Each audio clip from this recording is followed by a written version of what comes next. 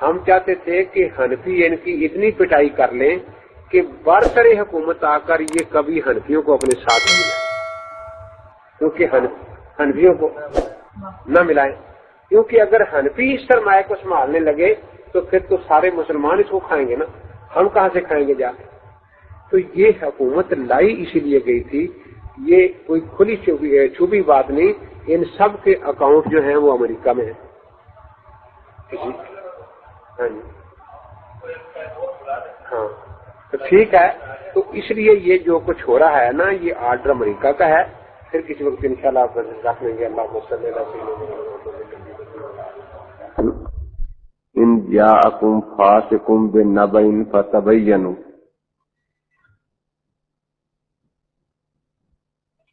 اور پھر اس کے بعد یہ بات بتائی تھی کہ تحقیق کا حق کن لوگوں کو ہے، تو اللہ تعالیٰ نے تحقیق کا حق صرف دو ہستیوں کو دیا ہے،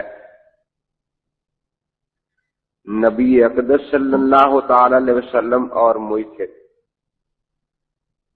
اذا جاءہم امر من الامن او الخوف اذاعوا بہ ولو ردوه الى الرسول والى اولي الامر منهم لعلمه الذين يستنبطونه منهم،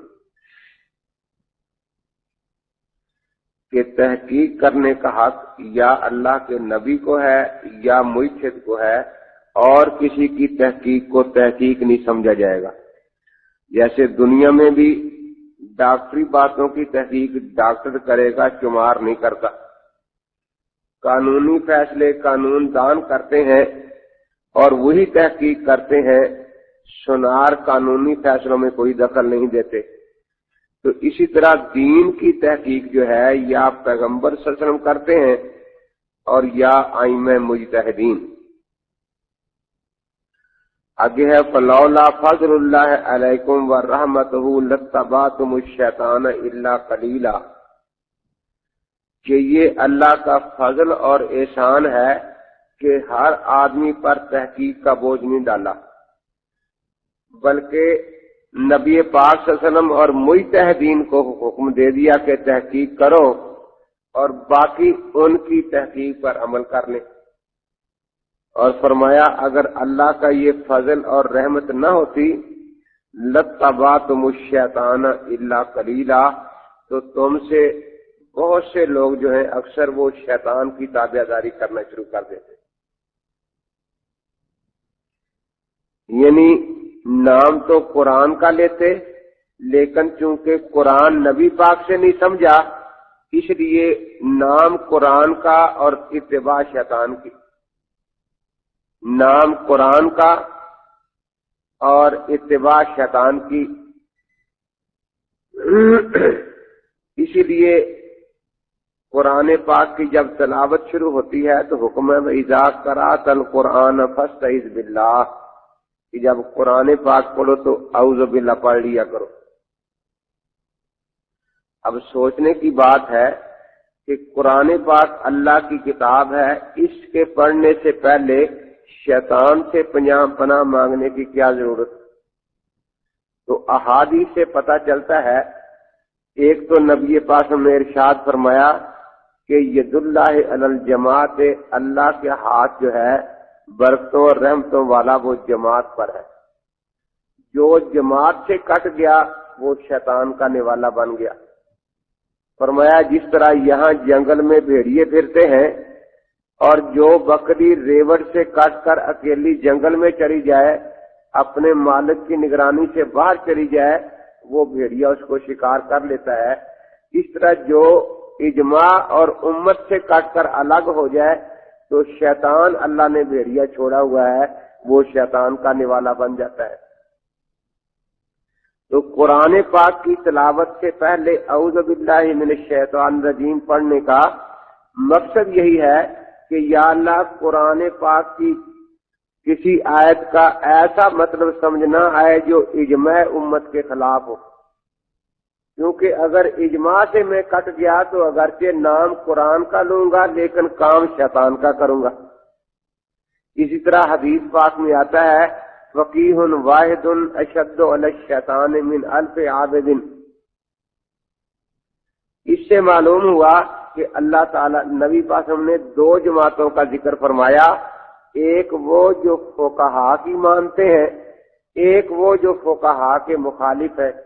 جو فقہا کی مانتے ہیں ان کو مقلد کہا جاتا ہے، اور جو فقہا کے مقابلے میں شیطان کی مانتے ہیں ان کو غیر مقلد کہا جاتا ہے۔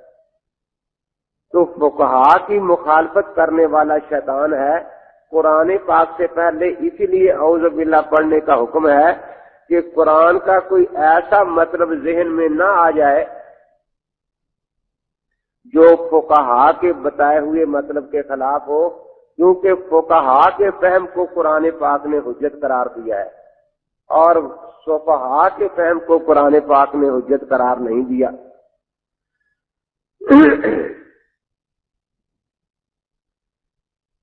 ایک آدمی کہنے لگا جی بخاری شریف کا اردو ترجمہ دیکھتا تھا، میں نے کہا تم گمراہ ہو جاؤ گے۔ یہ حدیث پڑھ کے آدمی گمراہ ہوتا ہے؟ میں نے کہا قرآن کہتا ہے کہ قرآن پڑھ کے بھی کچھ لوگ گمراہ ہو جاتے ہیں۔ یضل بہ کثیرا و یہدی بہ کثیرا، کہ بہت سے لوگ گمراہ ہو جاتے ہیں قرآن پڑھ کر اور بہت سے ہدایت پر آ جاتے ہیں، لیکن گمراہ ہونے والے کون ہیں؟ ان کی پہچان کیا بتائی؟ وما یضل بہ الا الفاسقین، وما یضل بہ الا الفاسقین۔ فاسق کس کو کہتے ہیں؟ جانور کے گلے میں رسی ڈال کر اس کو باندھ دیتے ہیں کہ یہ آوارہ نہ پھرے، کسی کے کھیت میں جائے گا وہ لڑے گا، کسی کے بچے کو مارے گا گلی بازار میں وہ لڑے گا۔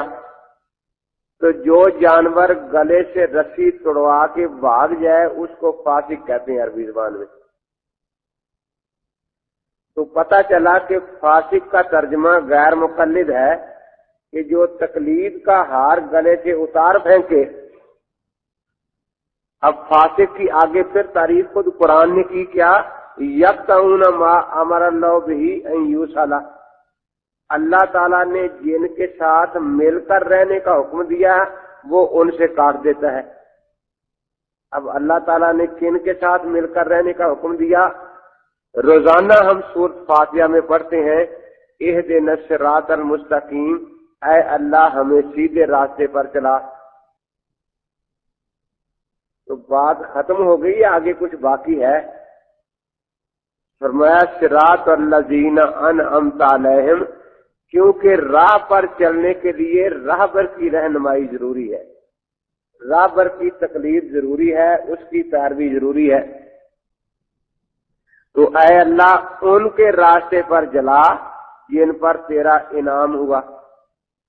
اب وہ انعام یافتہ جماعتیں کتنی ہیں؟ خود قرآن پاک نے آگے واضح کیا کہ وہ 4 جماعتیں ہیں، نبیین، صدیقین، شہداء اور صالحین۔ تو ان کے راستے پر چلنے کا نام صراط مستقیم ہے اور سیدھا راستہ ہے۔ اب غیر مقلد کہتا ہے صرف نبی کی ماننی ہے اور نہ صدیق کی ماننی ہے، یہ امتی ہے، نہ شہید کی ماننی ہے، یہ امتی ہے، نہ صالحین کی ماننی ہے، یہ امتی ہے۔ یہی کہتے ہیں نا کہ صرف اللہ کے نبی کی ماننی، امتیوں کی نہیں ماننی۔ تو اللہ تعالی ہمیں صدیقین سے جوڑنا چاہتے ہیں اور غیر مقلد ہمیں صدیقین سے توڑ رہا ہے۔ اللہ تعالی ہمیں شہداء کی تابع داری اور تقلید کا حکم دیتے ہیں اور یہ ہمیں شہداء سے توڑ رہا ہے۔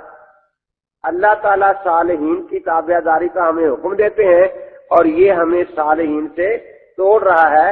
تو فاسق کی تعریف یہی کی، یقطعون ما امر اللہ بہ ان یوصل، اللہ نے جن کے ساتھ مل کر رہنے کا حکم دیا ہے یہ ان سے کاٹتا رہتا ہے۔ اور یہ میں نے ان کی بات مان کر کہا کہ وہ نبی کو مانتے ہیں، صدیقین کو نہیں مانتے۔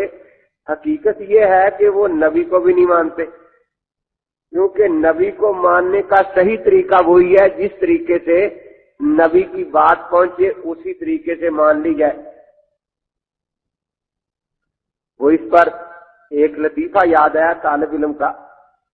امام صاحب رحمۃ اللہ تعالی علیہ حج کے لیے تشریف لے گئے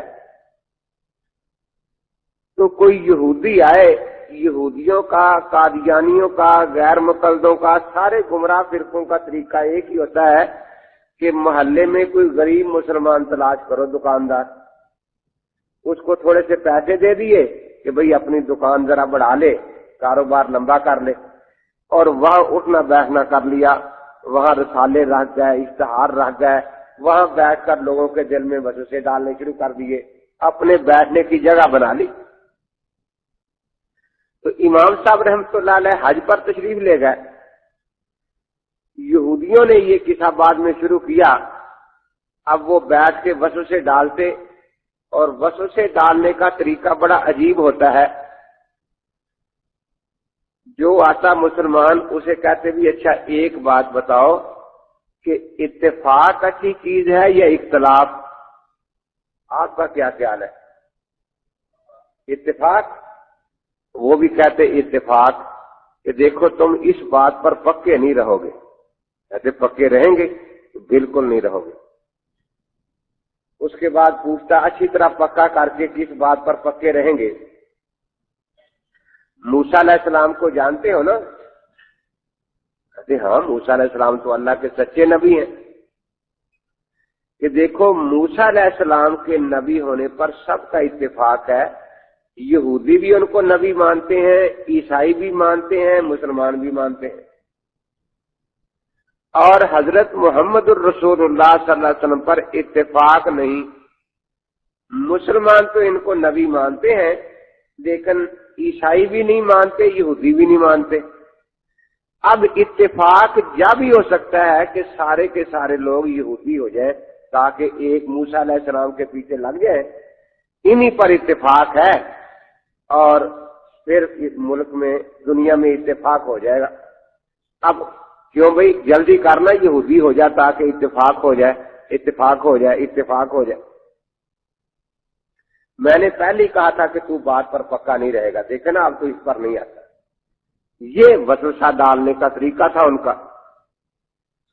اب ایسے موقع پر پھر مدرسہ یاد آتا ہے کہ چلو مدرسے چلیں، تو امام صاحب تو حج کے لیے تشریف لے گئے تھے، طالب علم کچھ بیٹھے تھے، تو مسلمان دو تین آئے کہ بھئی کوئی طالب علم ہے اچھا سمجھدار تھا، وہاں چلنا ہے۔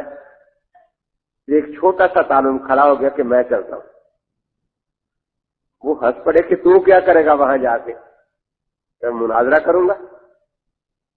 تو کیا مناظرہ کرے گا، چھوٹا سا تو ہے۔ تو میں ہی چھوٹا ہوں، میرا استاد تو امام اعظم ہے نا، بڑا امام ہے، تو مجھے نہ دیکھو، میرے استاد کی طرف خیال کرو، اگر میں ہار گیا پھر کسی بڑے کو دیکھ لیں گے۔ تو چل دیا۔ انہوں نے کہا کہ اچھا پہلے ان کی بات سمجھ لے، وہ کس طرح دھوکہ دیتا ہے۔ وہی بات سمجھائی کہ کہتا ہے اتفاق اچھا ہے یا کیا؟ اس کا تو جواب ہی آسان ہے۔ اب وہ جب گیا ساتھ ان کے تو یہودی دیکھ کر ہنسنے لگے کہ ان سے چھوٹا کوئی نہیں تھا وہاں مدرسے میں، اس کو کس کو لے آیا ہمارے سامنے؟ نے کہا بھی مجھ سے بات کر لو، اگر میں ہار گیا تو پھر کسی بڑے کو بلا لیں گے۔ اب اس نے وہی اپنا وہ جو طریقہ تھا کہ اچھا یہ بتاؤ کہ اتفاق ہونا چاہیے یا اختلاف؟ کے اتفاق ہونا چاہیے۔ آپ اتفاق میں ساتھ دیں گے کہ اتفاق ہو جائے کہ بالکل؟ اتفاق والی بات مان لیں گے کہ بالکل مانوں گا، کیوں نہیں مانوں گا؟ کہ نہیں، کتنے مسلمان آتے ہیں پہلے کہہ دیتے ہیں ہم مانیں گے، بعد میں انکار کر دیتے ہیں، چلے جاتے ہیں۔ لیکن میں تو نہیں کرتا انکار، مانوں گا۔ خوب اچھی طرح پکا کر لیا اسے۔ موسیٰ علیہ السلام کو جانتے ہو نا؟ کس کو؟ کہ موسیٰ علیہ السلام کو۔ کہاں رہتے تھے، کون تھے وہ؟ اب وہ یہودی پریشان کہ تو موسیٰ علیہ السلام کو نہیں جانتا، کہاں رہتے تھے؟ تو پتا تو چلے کون موسیٰ علیہ السلام، کہاں رہتے تھے؟ اب وہ پھر تو موسیٰ علیہ السلام کو نہیں جانتا، بتا تو دو نا کون تھے، کہاں رہتے تھے، پھر میں بتاؤں کہ جانتا ہوں یا نہیں جانتا۔ تو مسلمان نہیں؟ تو مسلمان ہوں۔ قرآن نہیں پڑھا؟ پڑھا ہے۔ اور قرآن میں موسیٰ علیہ السلام کا ذکر نہیں آیا؟ اچھا، وہ موسیٰ علیہ السلام جن کا قرآن میں ذکر آیا ہے، جن نے فرمایا تھا کہ میرے بعد نبی امی پر ضرور ایمان لے آنا، وہی موسیٰ علیہ السلام نا۔ ہاں میں ان کو مانتا ہوں اور ان کے فرمان کے مطابق حضرت پاک کا کلمہ پڑھ لیا ہے.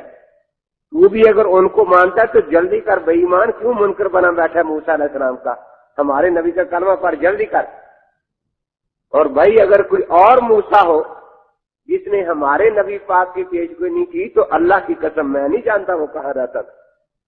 مجھے تو انہی موسیٰ علیہ السلام کا پتہ ہے اور انہی پر میرا ایمان ہے جنہوں نے آخری نبی پر ایمان لانے کا اپنی امت کو وصیت فرمائی تھی کہ ان پر ضرور ایمان لانا.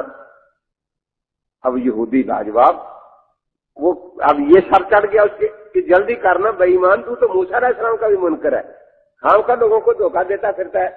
کلمہ پڑھ جری لا الہ الا اللہ محمد رسول اللہ، یہودیوں کے بات کیا. تو مقصد یہ ہے کہ گمراہ کون ہوتے ہیں؟ قرآن یا حدیث سے جو اکابر کی تابع داری چھوڑ دیتے ہیں. نبیین، صدیقین، شہداء. تو میں عرض کر رہا تھا کہ وہ ہمیں صدیقین سے کاٹتے ہیں، شہداء سے کاٹتے ہیں، صالحین سے کاٹتے ہیں. کہتے جی صرف نبی کی بات ماننی ہے، لیکن نبی کی بات بھی وہ دعویٰ کرتے ہیں ہم مانتے ہیں، ہم کہتے ہیں کہ جھوٹ بولتے نہیں مانتے. کیسے؟ حضرت موسیٰ علیہ السلام نبی ہے نا، آپ سب مانتے ہیں نا. تو موسیٰ علیہ السلام کا نبی ہونا قرآن سے ثابت ہے، رسول ہونا ثابت ہے نا. اب کوئی یہ کہے کہ میں موسیٰ علیہ السلام کو مانتا ہوں اللہ کا سچے رسول تھے، اور دوسرا کہے کہ میں ایمان رکھتا ہوں کہ موسیٰ علیہ السلام خدا کے آخری نبی تھے، تو یہ جھوٹ ہے یا نہیں؟ جو آخری نبی کہے گا تو وہ جھوٹ بول رہا ہے نا. تو اب یہیں سے سمجھے کہ اتنی بات تو صحیح ہے کہ حضرت پاک نے رفع دین کی، اور یہ کہ آخر عمر تک کی، یہ ایسا ہی جھوٹ ہے جیسا کوئی کہے کہ موسیٰ علیہ السلام آخری نبی ہیں. ایک ہے موسیٰ علیہ السلام کا نبی ہونا، اتنی بات سچی ہے نا. ایک ہے ان کا آخری نبی ہونا، یہ بالکل جھوٹ ہے نا. تو جو موسیٰ علیہ السلام کو آخری نبی کہے انہوں نے موسیٰ علیہ السلام کو نہیں مانا، کیونکہ انہوں نے کبھی آخری نبی اپنے آپ کو کہا ہی نہیں. اونچی آمین کہنے کی روایت مل جاتی ہے، لیکن یہ کہنا کہ آخر عمر تک آپ اونچی آمین کہتے رہے، یہ ایسا ہی جھوٹ ہے جیسے کوئی کہے کہ عیسیٰ علیہ السلام خدا کے آخری نبی ہیں. تو غیر مقلد نبی کی بات ماننے کا دعویٰ کرتے ہیں لیکن ساتھ اپنا جھوٹ ملا لیتے ہیں، تو پھر خارج تو نہ مانا نا انہوں نے. تو اسی لیے ان کو فاسق کہا گیا ہے. ایک دن ایک کہنے لگا فقہ کی کتاب کا مسئلہ نکال کے کہ جی اللہ تعالی نے حکم دیا ہے کہ تحقیق کرنی چاہیے. میں نے کہا کہاں حکم دیا ہے؟ اس نے یہی آیت پڑھ دی، یا ایھا الذین آمنوا ان جاءکم فاسق بنبأ فتبینوا. تو میں نے کہا ساری امت میں تمہیں فقہاء ہی فاسق ملے ہیں، اور تو کسی بات کی تحقیق نہیں کرتے، جو کوئی کہتے سن لیتے ہو. تو ساری امت میں فقہاء ہی فاسق ملے ہیں، حالانکہ فاسق تو غیر مقلد ہے. ان کی بات کی تحقیق ہم بھی کرتے ہیں کہ یہ جو کہتے ہیں سچ کہہ رہی ہیں جھوٹ بول رہے ہیں. بڑا طرفہ میرے کو قرآن کہتا ہے کہ تم فاسق کو غیر مقلد فاسق ہے، یہی میں نے پڑھا یقطعون ما امر اللہ به ان یوصل، کہ فاسق وہ ہے کہ اللہ جن کے ساتھ ملنے کا حکم دیتا ہے یہ ان سے کاٹتا پھرتا ہے. تو تم سے بڑا فاسق میں نے کہا کون ہے؟ تو اہدنا الصراط المستقیم صراط الذین انعمت علیہم. کوئی راستہ بھی رہنما کے بغیر طے نہیں ہوتا، راہبر کے بغیر طے نہیں ہوتا، اس لیے راہبر کی تقلید ضروری ہے. اب صورت ختم ہو گئی یا ابھی باقی رہتی ہے؟ آگے کیا ہے؟ غیر المغضوب علیہم ولا الضالین. سیدھے راستے پر رہنے کے لیے جس طرح راہبر اور رہنما کی تقلید ضروری ہے کہ وہ راستہ بتائے ہم چلتے جائیں، اسی طرح راہزن سے بچنا بھی ضروری ہے۔ اس سے راہزن سے جو راستے میں لوٹنے والا ہے۔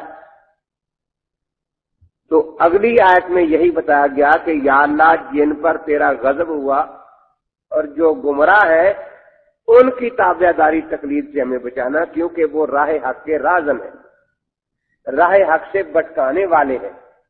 تو ایک ہے راہ حق پر لگانے والا، ان کی تقلید کا ہمیں حکم ہے، وہ نبیین ہیں، صدیقین ہیں، شہداء ہیں، صالحین ہیں۔ ایک ہے راہ حق سے بھٹکانے والے، ان کی تقلید سے منع کیا گیا ہے۔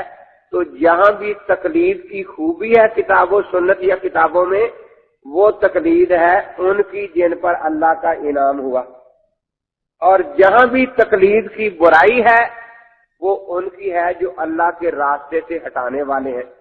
دیکھو نا، وہ کہتے تھے بل نتبع ما وجدنا علیہ آبانا، ہم اللہ کی نہیں مانتے، اپنے آبا کی مانتے ہیں۔ تو اللہ کے راستے سے وہ ہٹانے والے تھے نا۔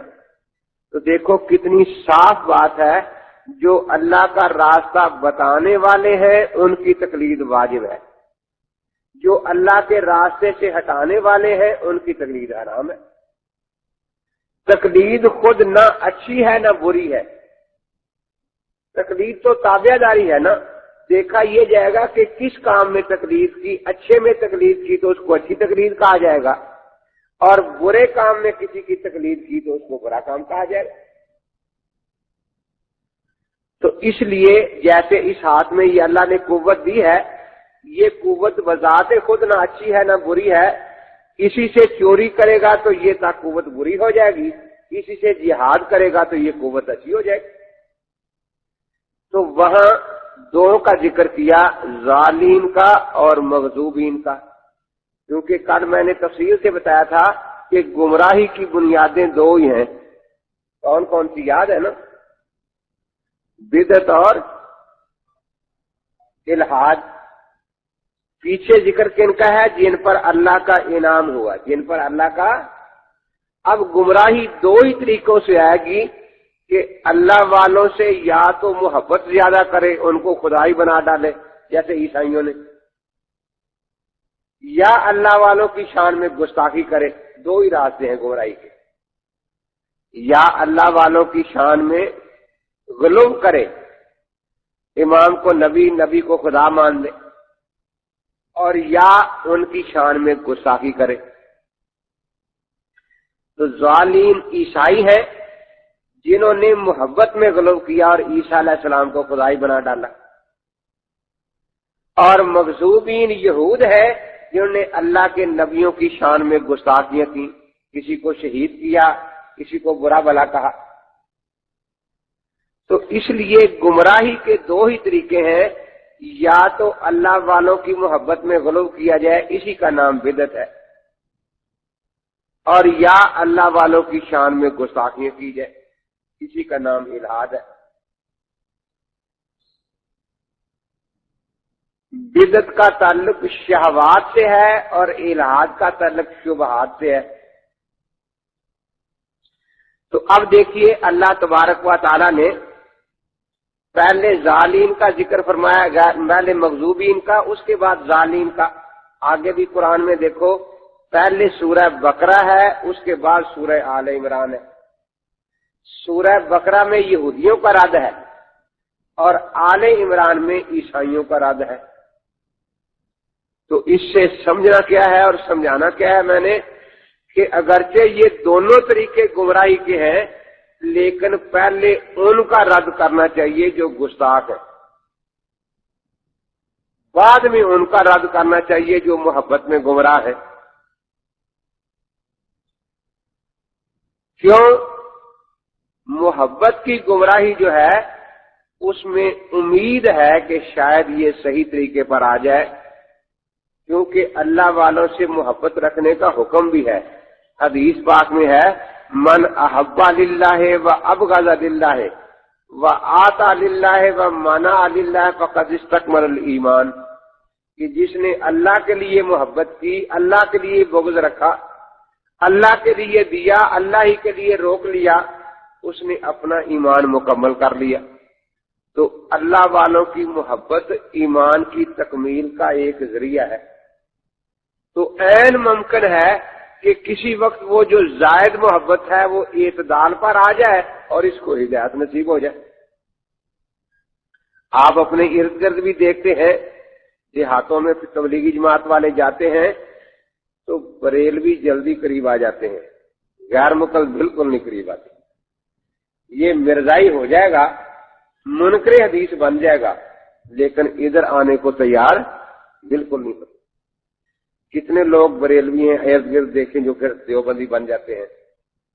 میں پاک پتن گیا تو دفتر میں بیٹھا تھا، وہ پانی لینے، میں اکیلا ہی بیٹھا تھا، پانی لینے چلے گا، ایک بابا جی آئے، امین تیرا نام ہے؟ ان کا میرا ہی ہے۔ میری 85 سال کی عمر ہے، 84 سال میں دیوبندی حنفی رہا، اب میں اہل حدیث ہو گیا ہوں۔ میں سن کے خاموش رہا۔ اب اس کا خیال تھا یہ کوئی جواب دے گا، میں خاموش رہا۔ 2 منٹ کے بعد کہتا ہے تو نے سنا نہیں؟ میں سنا بابا، کیا سناتا ہے؟ میں دیوبندی تھا، اب اہل حدیث ہو گیا۔ میں پھر خاموش رہا۔ وہ پھر 3-4 منٹ سے انتظار، کہتا ہے تجھے سنتا نہیں کچھ؟ میں نے کہا سنا بھائی، کیا سناتا ہے؟ کہتا ہے میں دیوبندی حنفی تھا، اب اہل حدیث ہو گیا ہوں۔ تو اب کسی لوگ ہے وہ سنے یا نہیں؟ میں نے کہا بابا یہ تو سن لیا ہے، یہ تو اہل حدیث ہو گیا ہے، اب جا، جب مرزائی ہو جائے گا مجھے آگے بتا جانا۔ اٹھا بھاگا وہاں سے، دیکھو جی کہتا ہے مرزائی ہو جائے گا مجھے بتا جانا۔ میں نے کہا اور کیا ہونا ہے؟ تو آگے مرزائی ہونا ہے، اور کیا ہونا ہے؟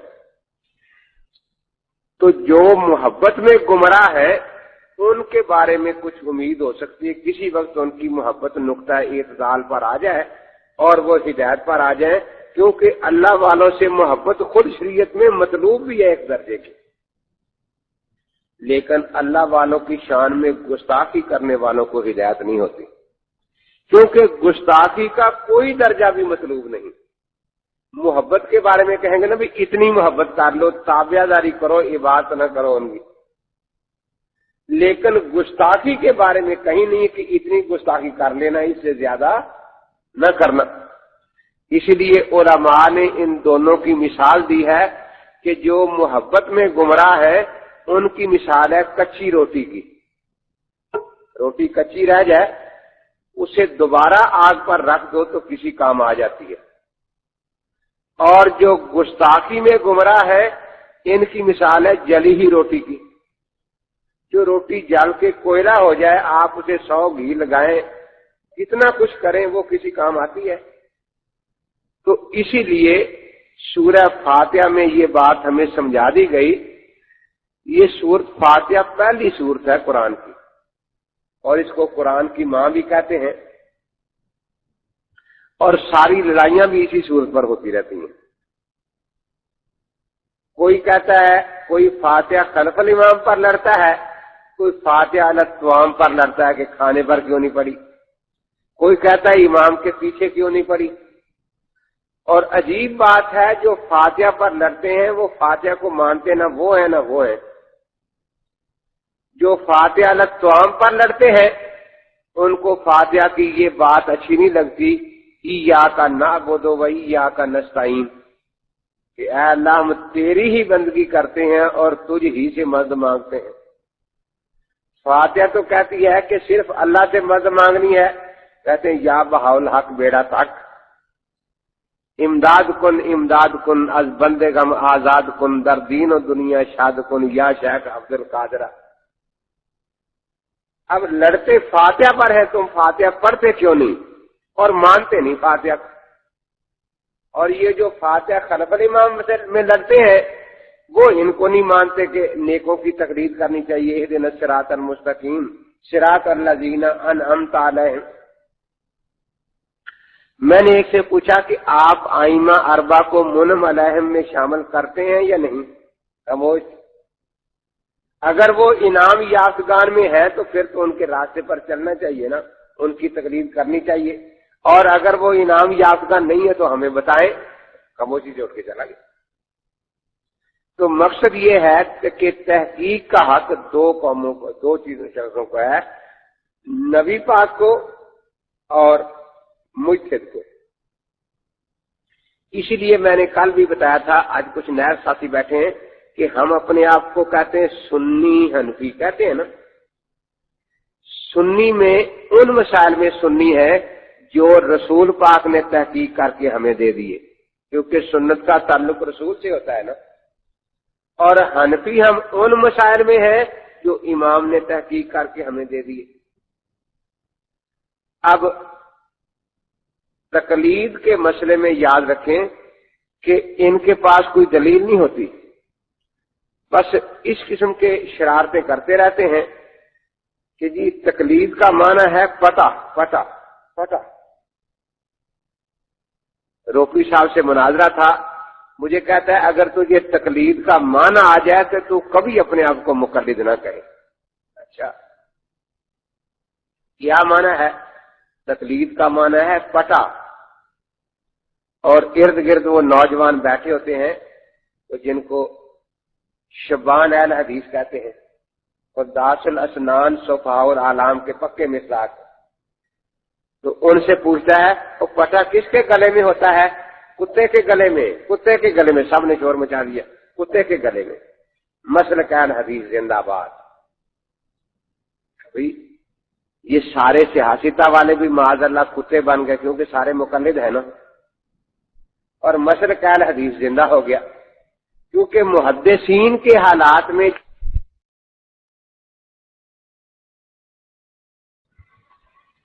ہے کہ اسے کہہ دو کہ بھئی رو کیوں رہا ہے؟ اللہ تعالیٰ توبہ قبول کرنے کو تیار ہے، چلو اٹھو آدم علیہ السلام کی قبر کو سجدہ کر دو جا کے۔ اس لیے راندے گئے تھے نا۔ نوح علیہ السلام بڑے خوش ہوئے، آئے، مبارک ہو گئی، اللہ تعالیٰ تو تیار ہوگا توبہ قبول، اٹھو جلدی کرو۔ اٹھا کہ آؤ قبر کو سجدہ کر دو، بس ٹھیک ہے۔ دو چار قدم ساتھ چلا تو پھر ادھر ادھر بھاگے۔ بھئی کیا بات کیا ہے؟ اس نے کہا جی بات یہ ہے کہ سجدہ کرنا مشکل نہیں، لیکن شریکوں کے تانے نہیں سنے جائیں گے۔ جبریل کہے گا اچھا اب یاد آ گیا سجدہ کرنا، اس نے کیا نہیں تھا۔ یعنی بدعتی اور یہ گمراہ بھی یہی کہا کرتے ہیں نا کہ بدعت تو ہمیں پتہ ہے بری ہے، لیکن شریکوں کے تانے جو ہے نا، ناک کٹ جاتی ہے، اپنا ناک بچانے کے لیے کہتے ہیں ہم یہ ساری بدعات کرتے ہیں، پتہ ہمیں بھی یہ ہے کہ یہ باتیں صحیح نہیں ہے، اور جناب چلا گیا۔ اللہ تعالیٰ نے فرمایا کیوں نو؟ کہ یا اللہ تو ہی جانتا ہے دلوں کے راز۔ تو یہ کم وقت دیکھو کتنا سستا سودا تھا کہ سب کچھ معاف ہو جاتا، توبہ قبول ہو جاتی، لیکن وہ اس بات پر آیا نہیں۔ تو بہرحال میں عرض یہی کر رہا ہوں کہ اچھی باتوں میں تقلید اچھی ہے اور بری باتوں میں تقلید بری ہے۔ جو اللہ کا راستہ بتائے اس کی تقلید کا حکم ہے، جو اللہ کے راستے سے ہٹائے اس کی تقلید حرام ہے۔ تو اتنی واضح بات، اب اتباع میں دیکھو چاروں درجے آ گئے نا۔ ہم اللہ کی اتباع بھی کرتے ہیں، رسول کی اتباع بھی کرتے ہیں، اور اپنے آپ کو اہل سنت کہلاتے ہیں۔ اجماع کو بھی مانتے ہیں، اپنے آپ کو والجماعت کہلاتے ہیں۔ مجتہد کی اتباع بھی کرتے ہیں، اپنے آپ کو حنفی کہلاتے ہیں۔ تو ہمارے نام میں چاروں اتباعیں جمع ہو گئی نا۔ اسی طرح اطاعت کا لفظ ہے یا ایھا الذین آمنوا اطیعوا اللہ، اللہ کی اطاعت کرو، واطیعوا الرسول، رسول کی اطاعت کرو۔ اللہ کی اطاعت قرآن کو ماننا ہے نا، رسول کی اطاعت سنت کی تابعداری ہے۔ وَأُولِي الْأَمْرِ مِنْکُمْ، اور اولی الامر کی تابعداری، اطاعت کرو۔ اولی الامر کون ہے؟ اگلے رکوع میں خود قرآن میں آ گیا الذین یستنبطونہ منہ، کہ جو استنباط کر سکتے ہیں، اجتہاد کر سکتے ہیں، وہ اولی الامر ہے، ان کی تابعداری کرنی ہے۔ لیکن یہاں غور کریں، اولی الامر سے یہاں اجماع مراد ہے کہ جس پر مجتہدین کا اجماع ہو اس کی تابعداری کرو۔ ساوی نے یہی بات لکھی ہے جلالین کے حاشیے پر۔ آپ کہیں گے یہ کیسے سمجھ میں آ گیا؟ اس لیے کہ آگے کیا ہے، فَإِن تَنَازَعْتُمْ، تو معلوم ہوا کہ مجتہدین جب اجتہاد کریں گے تو دو حصے ہو جائیں گے ان مسئلوں کے، ایک وہ جن میں ان کا تنازع اور جھگڑا رہا، اور ایک وہ جن میں تنازع نہیں ہوا، سب کا اتفاق ہو گیا۔ تو جن میں سب کا اتفاق ہو گیا وہ اجماعی مسائل ہیں، اور جن میں ان کا اپنا اپنا الگ قول رہا، تنازع رہا، وہ قیاس ہے۔ تو اس سے اولی الامر سے مراد مجتہدین کے وہ مسائل ہیں جن میں تنازع نہیں ہوا، اتفاق ہو گیا، تو اس میں اجماع کی تابعداری اطاعت کا حکم آ گیا۔ اب ان تنازعتم، اگر مجتہدین کا آپس میں تنازع ہو، فردوہ الی اللہ والرسول، قیاس کہتے اسے رد کرنے کو ہے۔ قیاس کی تعریف ہے رد النظیر الی النظیر، ایک نظیر کو دوسری نظیر کی طرف رد کرنا۔ تو اس آیت کریمہ میں چاروں کی اطاعت کا ذکر آ گیا، کتاب اللہ کا بھی، سنت رسول اللہ کا بھی، اجماع امت کا بھی، اور قیاس کا بھی۔ تو ہم نے چاروں اطاعتیں مان لی۔ ان کا جو طریقہ ہوتا ہے عوام کو دھوکہ دینے کا، ہمیں اللہ نے صرف دو ہاتھ دیے ہیں، ایک قرآن کے لیے، ایک حدیث کے لیے، فقہ کے لیے کوئی ہاتھ نہیں دیا گیا۔ اللہ نے صرف دو آنکھیں دی ہیں، ایک قرآن کے لیے، ایک حدیث کے لیے، فقہ کے لیے کوئی آنکھ نہیں دی۔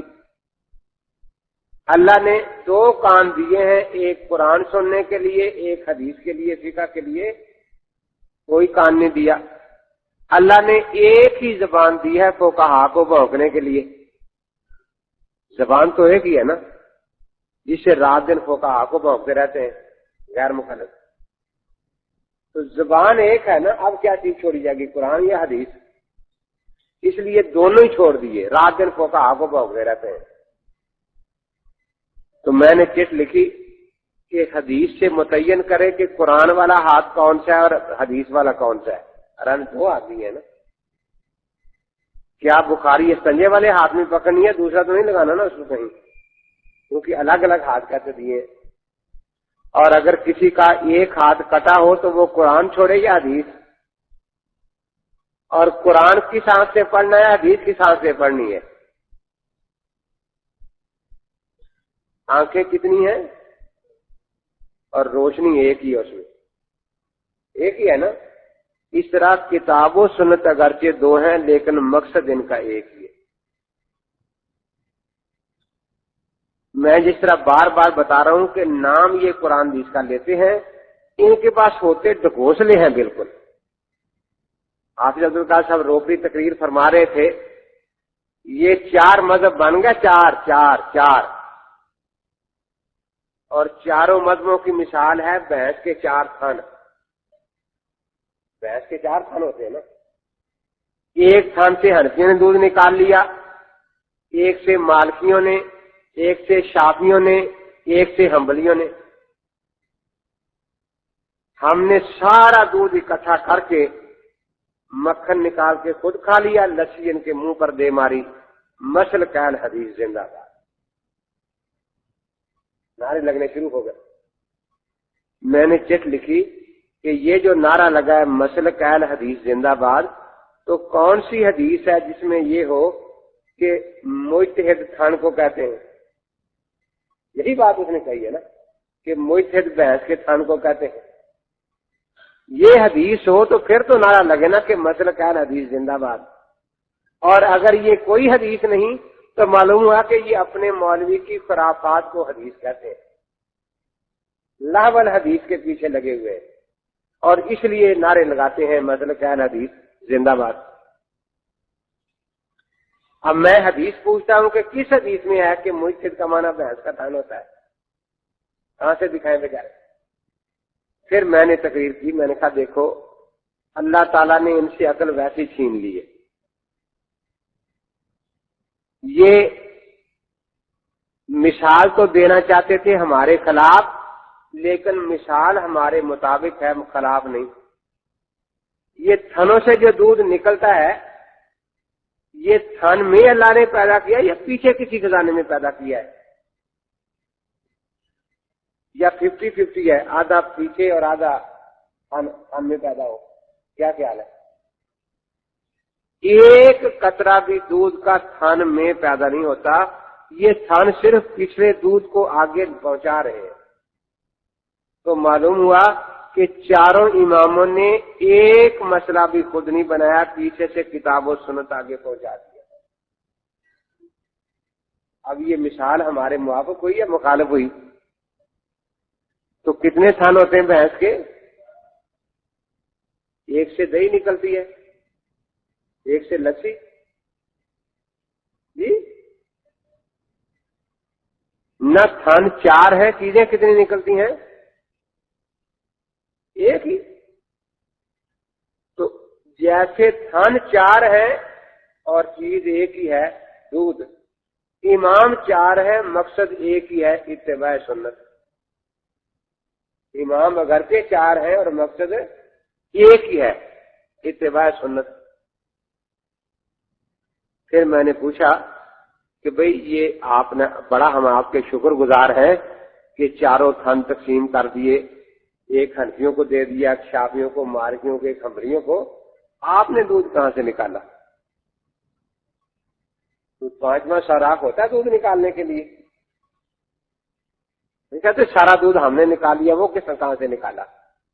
اب جو ہمارے ہاتھ میں تھا ہم تو نہیں چھوڑتے, نہ شافعی نہ مالکی نہ حنبلی. تو کوئی 5واں سوراخ ہوتا ہے دودھ نکالنے کے لیے؟ جی آپ اپنی بحث دیکھ رہے ہیں, کسی غیر مقلد کی بحث بن رہے ہیں, شاید کوئی 5واں سوراخ کیا ہوا ہو. اب روپڑی صاحب کا بچہ رو رہا ہے کہ ابا جی دودھ, کہتے وہ تو بیٹا میں تقسیم کر بیٹھا ہوں, ایک تھن حنفیوں کو دے دیا, ایک شافعیوں کو, ایک مالکیوں کو, حنبلیوں کو. کہتا میں کیا کروں؟ اس نے پھر پیچھے برتن رکھ دیا, لا باس ببول ما یوکل لحم ہو. بیٹا ہماری قسمت میں تو یہی رہ گیا ہے, دودھ تو وہ لے گئے, میں نے تقسیم کر دیا ہے. فتاوی ستاریہ اور ثنائیہ میں لکھا ہے کہ ہر حلال جانور کا پیشاب اور پاخانہ پاک ہے, بوقت ضرورت کھانا پینا بھی جائز ہے.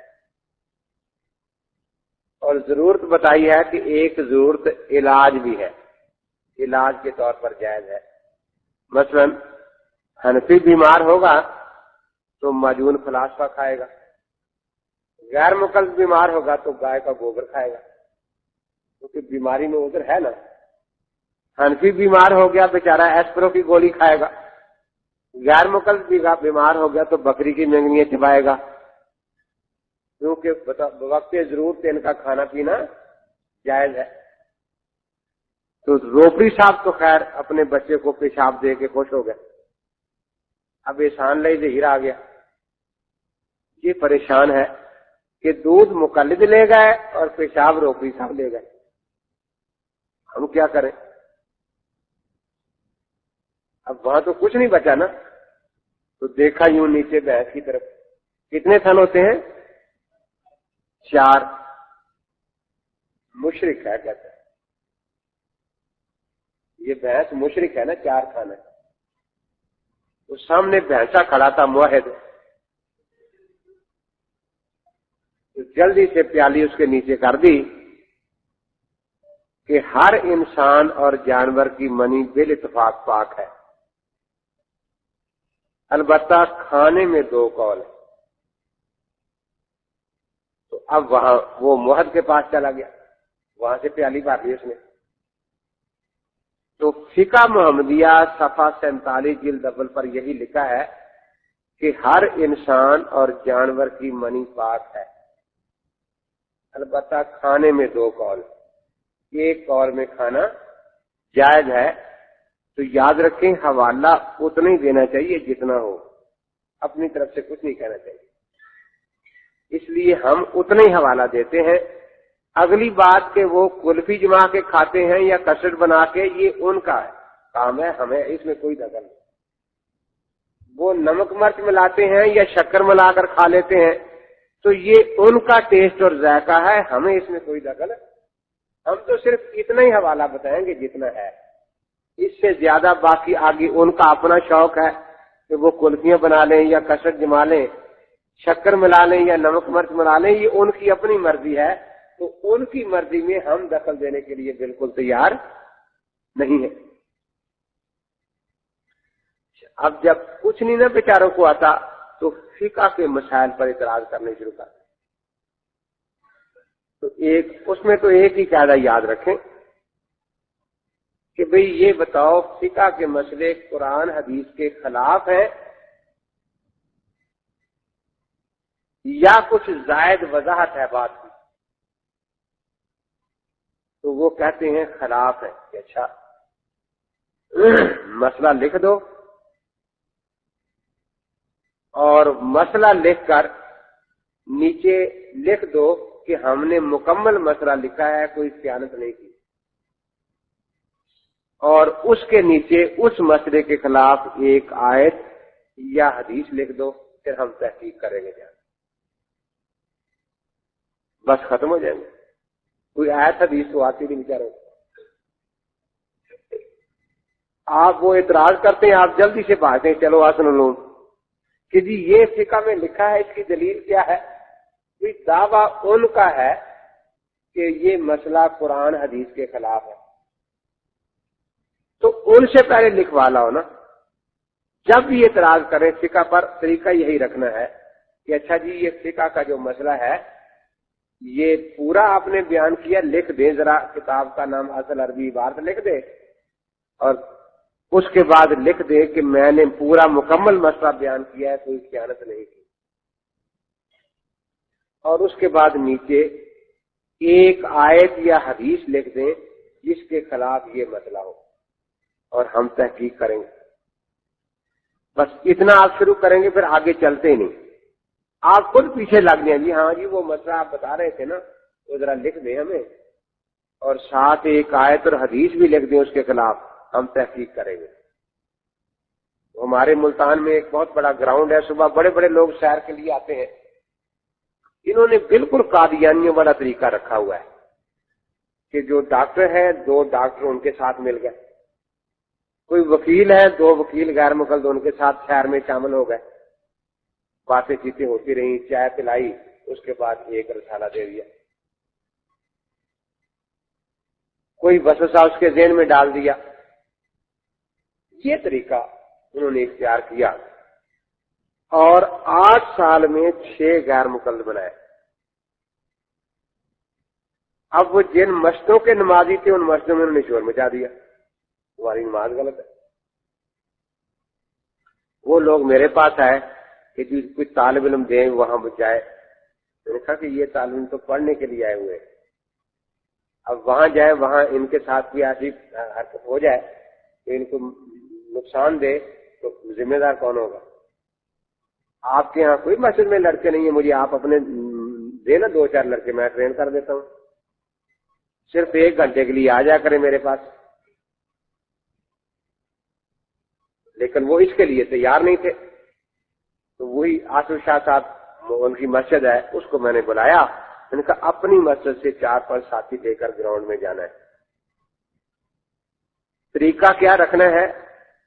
یہ جو میں واقعات سنا، اور اس لیے نہیں کہ آپ سن کر پھر وہیں پھینک کے چلے جائیں جھاڑ کے اچھی طرح، یہ اصل میں واضح کام کرنے کا طریقہ کیا ہے۔ میں نے کہا وہ 4-5 چلے جاؤ اور گراؤنڈ میں بیٹھ کر حدیث اور اہل حدیث کتاب پڑھنی شروع کر دے ایک، اور باقی سننا شروع کر دے۔ جو کوئی قریب آئے آؤ بھی نبی پاک کی حدیث سن لو، اور حدیثیں پڑھتے جاؤ، رفع جان نہ کرنے کی۔ اب غیر مقلد سب کچھ سن سکتا ہے، اللہ کے نبی کی حدیث نہیں سن سکتا۔ ان کو تو آگ لگ جاتی ہے نا کہ یہ حدیثیں پسند آ رہے ہیں، تو میں نے کہا وہ آئیں گے شور مچائیں گے، تو آپ نے نہیں بند کرنی کتاب، پڑھتے رہیں۔ 2-3 لڑکے اور ہوں ساتھی کہ بھئی دیکھو اللہ کے نبی پاک کی حدیث ہے، امام بخاری کتنا ادب کرتے تھے، پہلے غسل کرتے تھے 2 نفل پڑھتے تھے، امام مالک کتنا ادب کرتے تھے، کتنے ڈنک لگی اور وہ ہلے تک نہیں، اور تم شور مچا رہے ہو، بیٹھ جاؤ سن لو۔ اور اگر تم نہیں سننا چاہتے تو پھر بھائی دوسروں کو سننے دو، شور نہ مچاؤ، دوسروں کو سننے دو، اتنی بات۔ ان کا نام بھی نہیں لینا، حدیث سناتے جا۔ اب وہی بات ہوئی کہ انہوں نے حدیث سنانی شروع کی، وہاں حدیثیں، وہ غیر مقلد جو آئے اور شور مچانے لگے۔ انہوں نے کہا بھئی عجیب بات ہے، اللہ کے نبی پاک کی حدیث کا کوئی ادب دل میں نہیں ہے، خود سنو، اگر نہیں سننا تو چلو لوگوں کو سننے دو۔ اور جیسے میں اب دو تو ان کو سمجھا رہے ہیں اور دو ذرا پیچھے کھڑے ہو گئے۔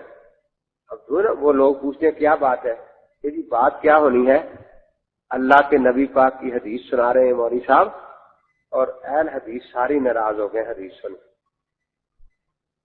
اہل حدیث ساری حدیث سن کے ناراض ہو گئے ہیں، ہم تو ان کو اہل حدیث سمجھتے جو منکر حدیث ہے، تو جیسے ابو جہل ناراض ہوتا ہے نا حدیث سن کے، یہ بھی ناراض ہو رہے ہیں حدیث سن کے۔ دیکھو نا اس سے ایک ذہن بنتا ہے، لوگ کہیں یار حدیث سن کے ناراض ہو رہے ہیں، ہاں آپ جن کو کہیں سنیں۔ سارے ملک حنفیوں سے بھرے ہوئے ہیں،